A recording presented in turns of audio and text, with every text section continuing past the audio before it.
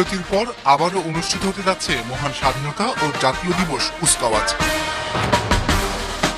ঢাকার তেজগাঁওয়ে পুরাতন বিমানবন্দরের জাতীয় প্যারেড স্কয়ার গ্রাউন্ডে শুরু হয়েছে তারই প্রস্তুতি। একদিকে কুচকাওয়াজের জন্য প্রস্তুতি নিচ্ছে বিভিন্ন সামরিক ও আধা সামরিক বাহিনী, অন্যদিকে চলছে বিশাল প্যান্ডেল আর স্টেজ নির্মাণের কাজ। ২৬ মার্চ অনুষ্ঠিত হতে যাওয়া মহান স্বাধীনতা ও জাতীয় দিবস কুচকাওয়াজে সালাম গ্রহণ করবেন রাষ্ট্রপতি মোহাম্মদ শাহাবুদ্দিন।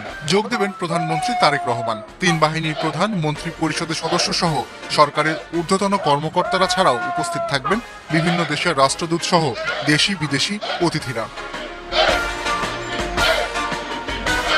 মুক্তিযুদ্ধ বিষয়ক মন্ত্রণালয়ের নির্দেশনায় সশস্ত্র বাহিনী বিভাগের তত্ত্বাবধানে এবং নবম পদাতিক ডিভিশনের ব্যবস্থাপনায় জাতীয় প্যারেড স্কয়ারে অনুষ্ঠিত এই কুচকাওয়াজে অধিনায়ক হিসেবে দায়িত্ব পালন করবেন নবম পদাতিক ডিভিশনের জিওসি ও Savar area commander major general SM Asadul হক।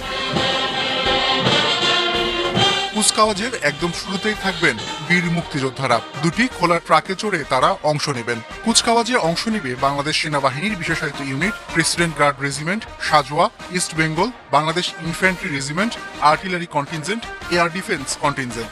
থাকবে engineers, signals services, para commando, modernise infantry contingent. এছাড়া অংশ নেবে বিভিন্ন বাহিনীর সমন্বয়ে গঠিত জাতীয় পতাকাবাহী কন্টিনজেন্ট।